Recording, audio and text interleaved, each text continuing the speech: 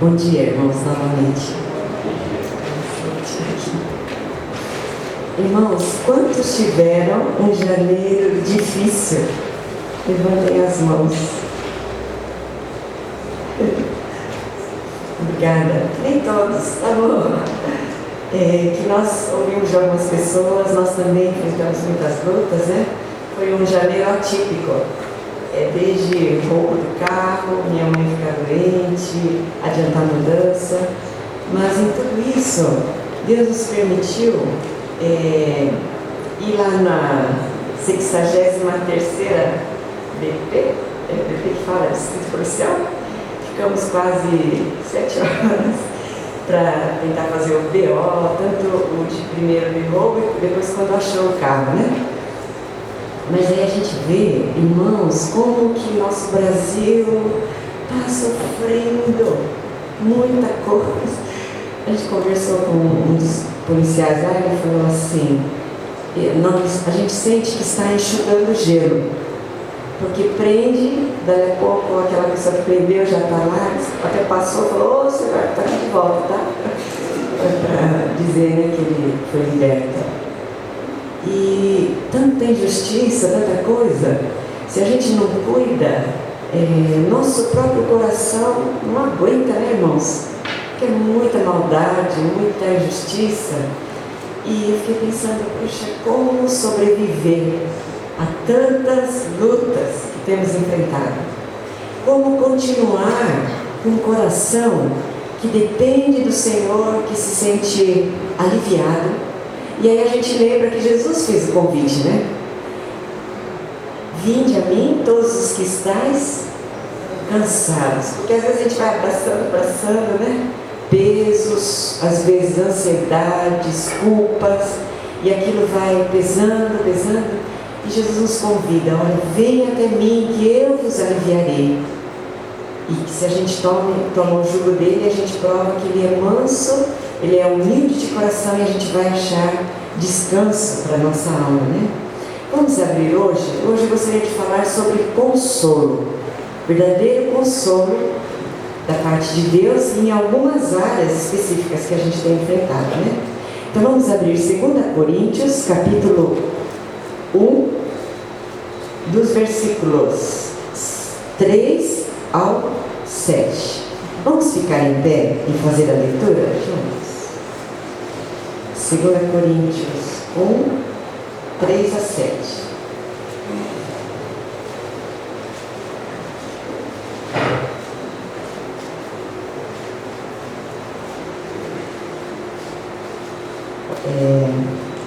Eu vou estar lendo os ímpares e eu peço que vocês leiam os pares. 3 a 7.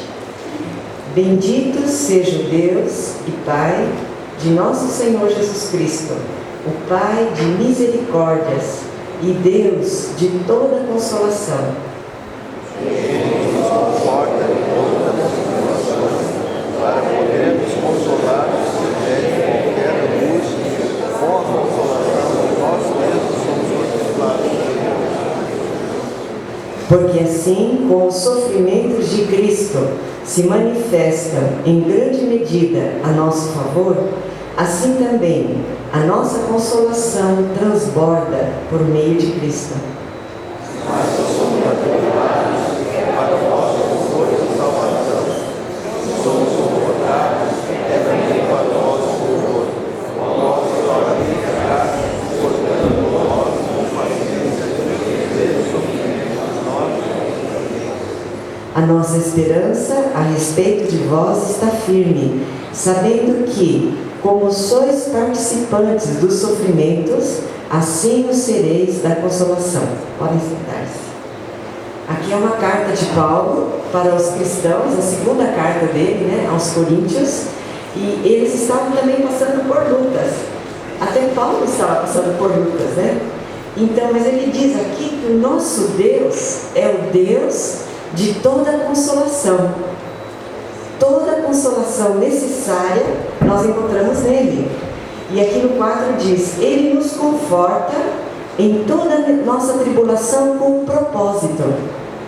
Quer dizer, irmãos, que quando você e eu enfrentamos uma luta pesada, uma luta brava, vamos dizer assim, e você, com a ajuda do Senhor, com a graça do Senhor, você é consolado, você é encorajado, você consegue superar aquela luta, isso aí não é só para você.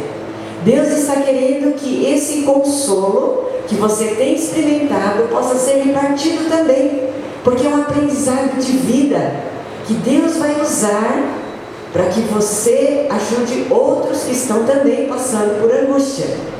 Isso, irmãos, porque não tem jeito, nós temos falado aqui várias vezes, nós estamos vivendo num mundo que o pecado está aí, com várias consequências.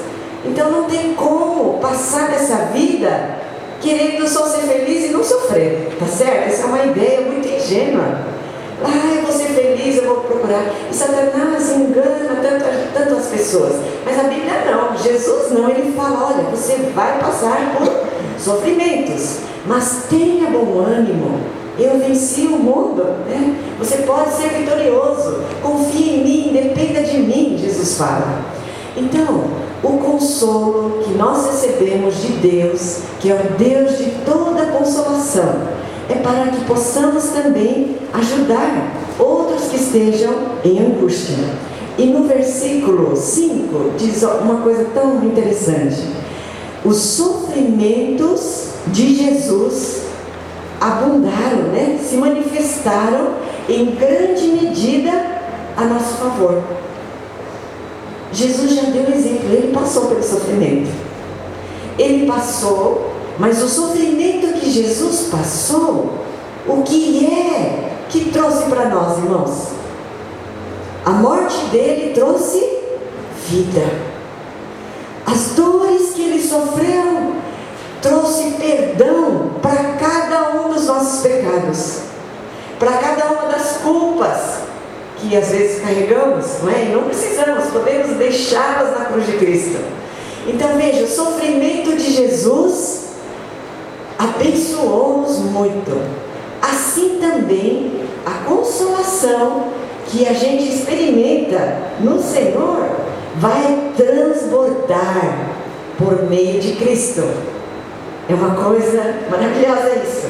Então, o Paulo, que escreveu essa carta, ele está dizendo assim, olha, se nós, como apóstolos, né, somos atribulados, é para o vosso conforto, para os membros, né, da igreja. Se somos confortados, é também para o vosso conforto, o qual se torna eficaz, suportando vós com paciência os mesmos sofrimentos que nós também padecemos.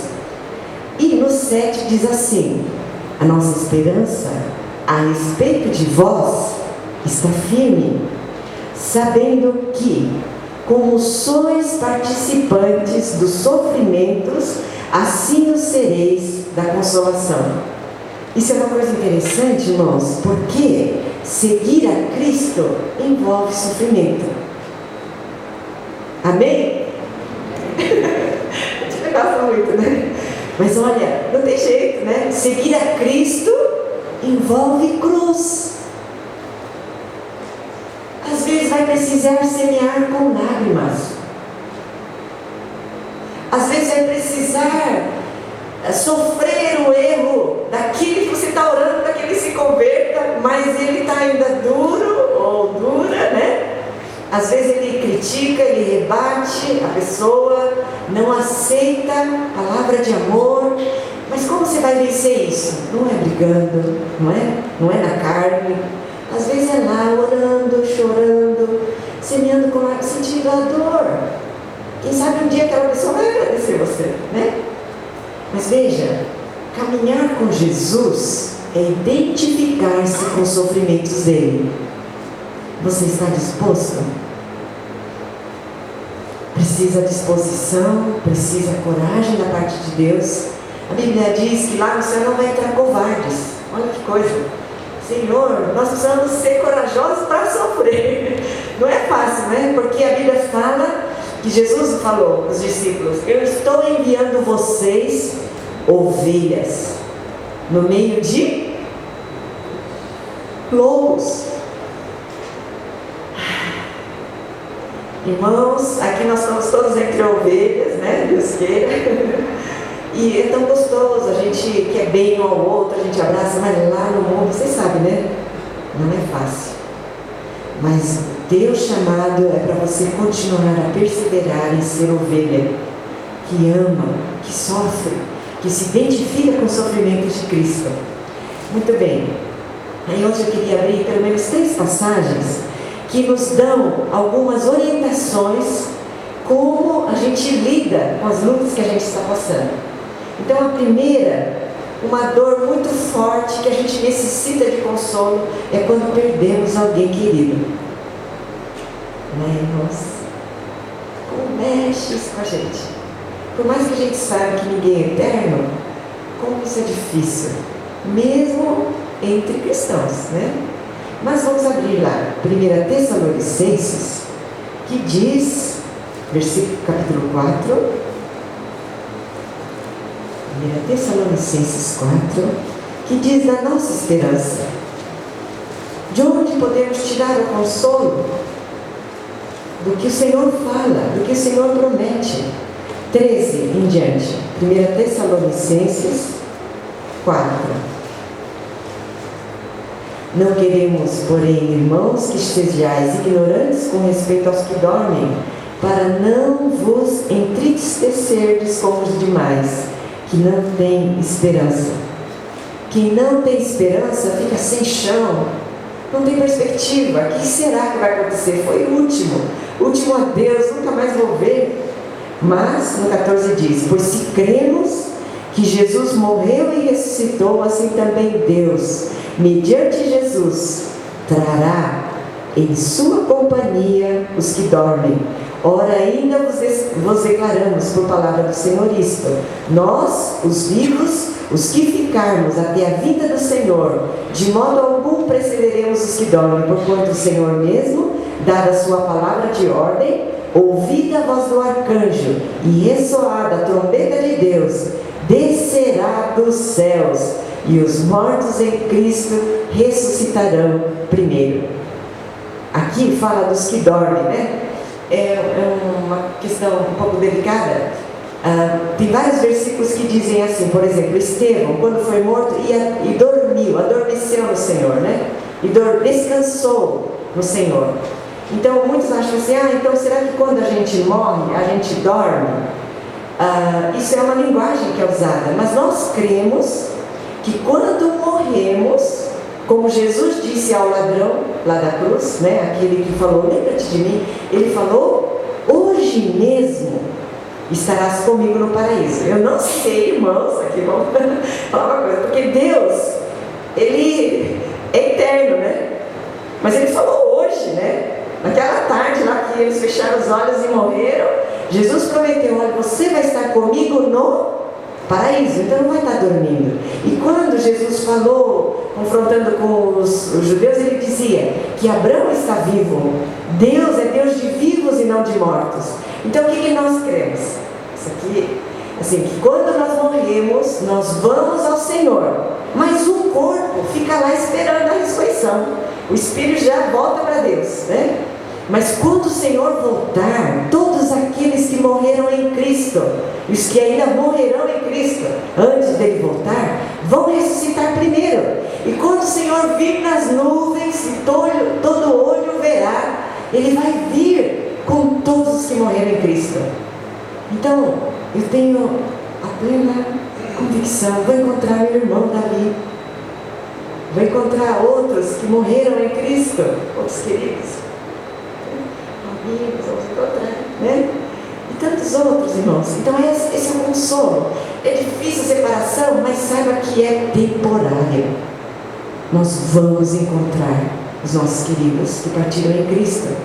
E aqueles que ainda não têm essa fé, por isso, ainda é tempo, né? Quando é vida, a gente poder orar, pedir que o Senhor traga revelação para que a pessoa entenda o amor de Jesus e creia. E quando essa pessoa que você gosta, que você se importa, você ama, essa pessoa partir, ela possa ter essa esperança também de vida eterna, né?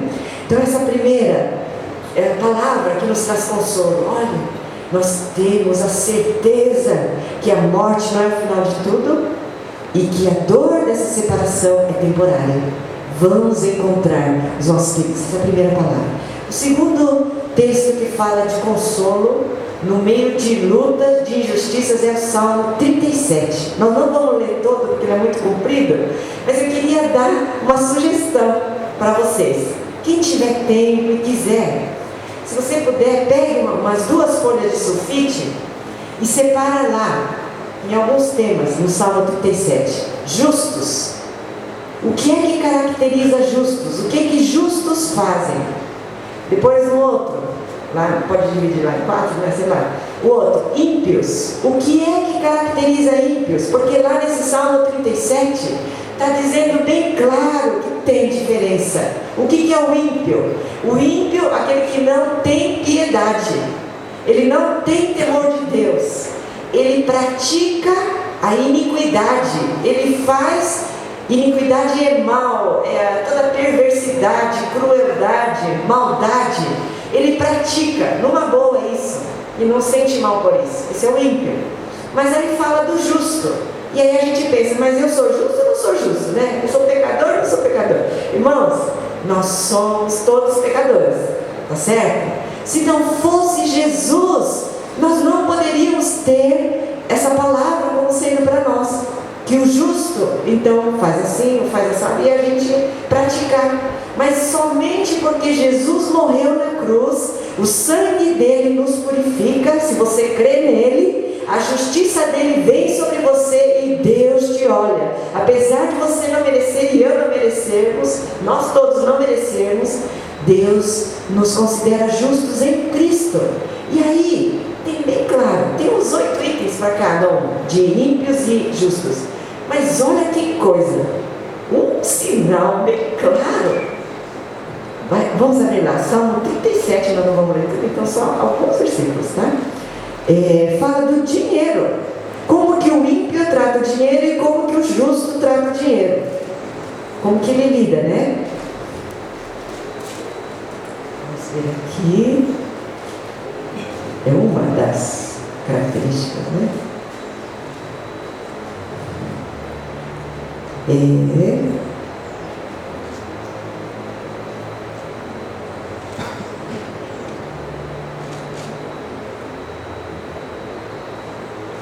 Irmãos, deixa eu chegar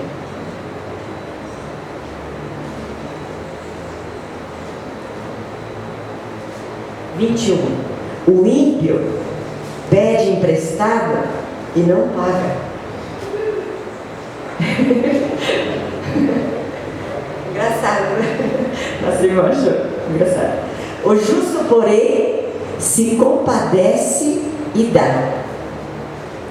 Veja, ele não está preocupado de prejudicar o outro. Ele está pensando em si e pega. E não está nem sentindo culpa por não pagar, né? Eu sei que pode ser que tenha irmãos aqui que estão lutando com dívidas, estão zelando para pagar. Continue firme. Seja um bom pagador mesmo. Por quê? Agora que o justo não fala nem de dívida, mas diz que ele se compadece e dá. Ele olha o outro, ele podia dizer, mas o outro também agiu mal, ele não merece, agora ele tem que, né? Às vezes, a cultura japonesa tem muito disso, plantou, colhe, né? O que é isso aí? Ele também tem que aprender. E às vezes a gente fica muito bonzinho, acho que vai ensinar para ficar mole. Mas olha, quem confia em Deus, crê na palavra e pratica. É um desafio, porque as outras pessoas, cabe a Deus, a tua parte você faz. E o que diz aqui? O justo se compadece e dá. Ele tem coração largo, né? Isso é uma pequena coisa. Mas, voltando àquele desafio, se você quiser pegar esse Salmo 37 e destrinchar, se você anotar tudo que está prometido ao justo, é fantástico, irmãos. E várias têm ligação com a vida eterna, a herança que vai receber. Vamos só ver pode ser? No Salmo 37, versículo 9. Olha bem claro. porque os malfeitores serão exterminados, mas os que esperam no Senhor possuirão a terra. Então eu queria encorajar você, olha, destrincha esse salmo, você vai ser muito edificado, né? Mas outra coisa que dá várias recomendações, como é que eu lido quando sou injustiçado? Quando outros, você tem plena certeza que está fazendo errado e você sente aquela dor, aquela tristeza, e como é que faz? Sabe, irmãos, é nessa hora que Satanás tenta atacar dos dois lados, né? Ataca você, ataca quem fez. Primeiro, para quem fez, fala assim: você não fez nada de mal, esquece, deixa para lá, né? E não precisa ficar preocupando a coisa errada que você fez. Então não leva ao arrependimento, cega, e a pessoa continua fazendo mal. E aquele que sofreu? Satanás vem e diz assim: mas que bobagem você continuar, né? Perdoando essa pessoa, que bobagem, tá vendo, aquela pessoa nem isso, aquilo. E tenta colocar razões para que você esfrie no amor, para que você, ou então pense assim: mas que coisa, que raiva, né? Que ódio, não sei o quê, que injustiça, né? E aí, se você perceber, o mal está entrando no seu coração. Você vai perdendo a paz, você vai ficando irado, não é? Então, nesse Salmo 37 tem tantas dicas tão práticas. Olha, não te indignes, não fique bravo, né? Por causa de quem faz o mal. Porque, irmãos, até o dia que você morrer, vai ter gente que vai fazer o mal, não vai? Se você se gastar ficando indignado, quanta energia vai estar indo para ali? Você vai estar perdendo tempo, né? E envenenando seu coração. Não tenhas inveja também. Não pense que ele está bem. Às vezes pensa assim: o político está roubando, mas está indo bem. E né, talvez eu vou fazer errado também, vou me dar bem. Opa, joga-se fora, né? É uma outra cilada do inimigo. Aqui, confia no Senhor, versículo 3: faz o bem, habita na terra. Olha que desafio, não se isole da maldade, habita na terra, onde tem maldade sim, mas seja luz, tenha força em Deus, o Senhor vai te fortalecer, alimenta-te da verdade. E o 4, irmãos, eu queria dizer isso: agrada-te do Senhor, e Ele satisfará os desejos do teu coração. O que é agrada-te? Você sentir muito prazer e alegria, ser agradável o Senhor para você. Não é Deus se agradar em você, é você se agradar em Deus. Porque quando chegar nesse dia, irmãos, nesse tempo de você sentir prazer em Deus e na vontade dEle, teu coração vai estar mais alinhado com a vontade dEle, e os teus desejos Deus vai satisfazer, porque o coração já vai estar alinhado com o coração de Deus. E é isso que Deus quer. Deus quer que o teu coração tenha os sonhos dEle. Deus quer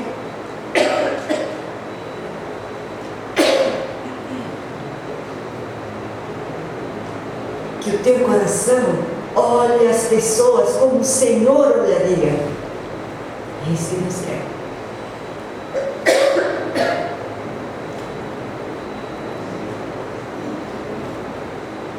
Desculpa, irmãos. Então, tanto quando perdemos alguém, sentimos dor, quando sofremos injustiça, a palavra de Deus nos consola. E o consolo também está envolvido, nos encoraja. Muito. E se nós apegamos à palavra, se nós bebemos dessas promessas, esperamos pela fé, você é fortalecida. Como diz aquele hino: se Deus não abrir as águas, vai me fazer andar por cima delas, né? Às vezes Ele não tira a água, às vezes Ele não vai tirar a luta.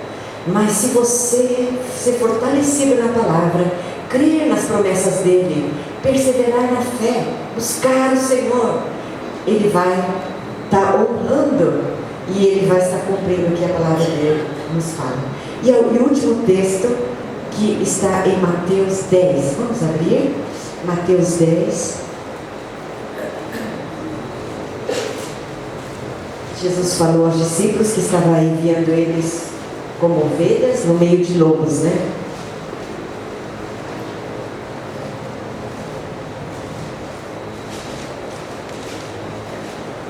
Eu vou ler somente alguns versículos, 10, 16, 18, 21, 22. Eis que eu vos envio como ovelhas para o meio de lobos. Sede, portanto, prudentes como as serpentes e simples como as pombas.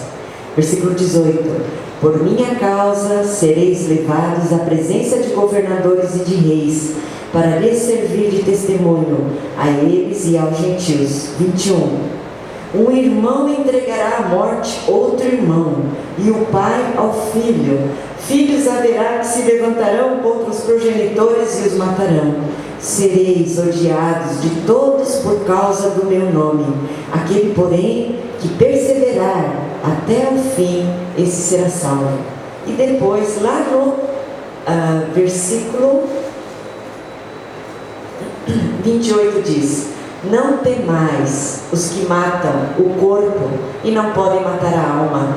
Temei antes aquele que pode fazer perecer no inferno tanto a alma como o corpo. Umas palavras meio duras, né? Como que isso serve de consolo, né?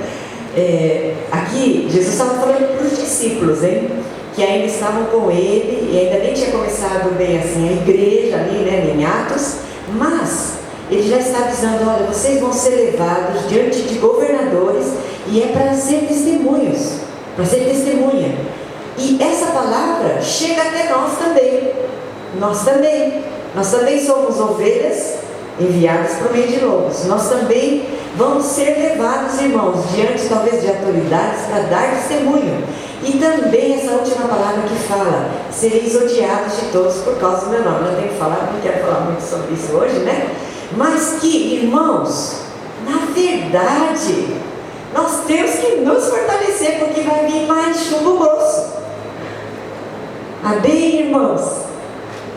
Vai ficar difícil para a igreja. Hoje ainda, Brasil é uma maravilha. Você começa, faz amizade rápido, né? Pessoas estão querendo, aceitam a oração, né? Eu tenho muita facilidade, mas, irmãos, a Bíblia fala que vai chegar um tempo que vai ser difícil, em que tudo mais vai ruir, todas as vezes sonhos, de repente a vida só. Ficar vivo é o mais importante. E não perder a fé. Então, irmãos, tudo aquilo que você está sofrendo, apegue-se à palavra. Quando estiver desanimado, triste, olha, chega até Deus e chora, se for o caso, né? Você fala: Jesus, eu não tenho nem força para orar, me ajuda, né? Fala: Senhor, me socorre, eu não quero ser vencido pelo mal, pelas lutas, pelas dores, pelas injustiças, Senhor. Eu quero vencer conforme a tua palavra. Amém? Então, é isso que eu queria terminar hoje, por aqui. E vamos estar, então, pedindo ao Senhor que fortaleça a nossa fé. Amém? Porque Ele diz que nem um passarinho cai se Ele não permitir. Então a luta que você está passando também não é acidente, não é porque Satanás foi mais forte, não. Deus está visando o seu bem. Mas vamos apegar com a palavra, vamos lutar da maneira certa. Amém? Eu queria perguntar: tem alguém aqui que está passando por uma luta e gostaria de oração? Que a igreja estivesse orando, sustentando você? Amém? Eu peço que fique em pé. Amém, amém. E eu peço que pessoas que estão próximas estejam aí orando. Pode ser? Uma ou duas, por favor, vamos lá perto.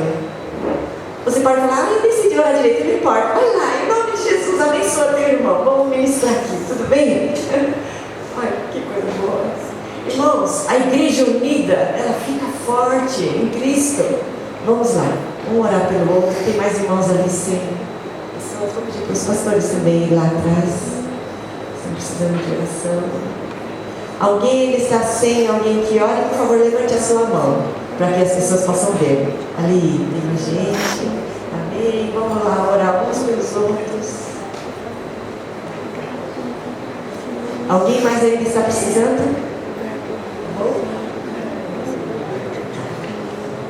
Vamos orar junto. Enquanto isso, você que está no seu lugar, peça a Deus firmeza na palavra. Se for o caso, peça a Deus fome e entendimento da palavra, para que você fortaleça a fé. Se você também está se sentindo fraco, pede ajuda do Senhor. Vamos estar todos orando, tá bom? Nesse momento.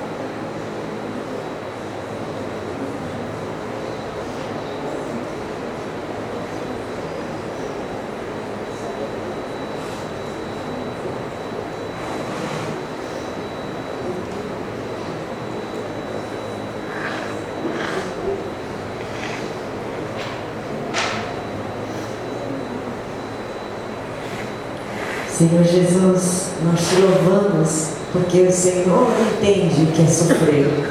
O Senhor sofreu aqui entre nós. E eu te agradeço, Pai, porque o Senhor tem compaixão. O Senhor é aquele que levanta o abatido. O Senhor é aquele que não despreza ao que sofre. Pelo contrário, Pai, se compadece, estende a tua mão. Obrigada, Jesus. Pai, faz de nós uma igreja forte na tua palavra, uma igreja, Senhor, firme nas tuas promessas. Oh Pai, que nós caminhemos atravessando as provações, firmado na tua palavra, Senhor, para que mesmo Satanás queira derrubar, desanimar, desviar, abater, que a tua palavra venha trazer esperança, vida, força, Senhor. Pedimos que o teu Espírito venha fortalecer cada um dos irmãos que tem levantado aqui, pedindo oração, os irmãos têm orado. Pai, continua a ajudar, fortalece mesmo, Senhor, cada um de nós. Nós clamamos, pedimos e esperamos em Ti, Senhor. Dá-nos uma semana de vitória, de firmeza no Senhor. Em nome de Jesus. Amém.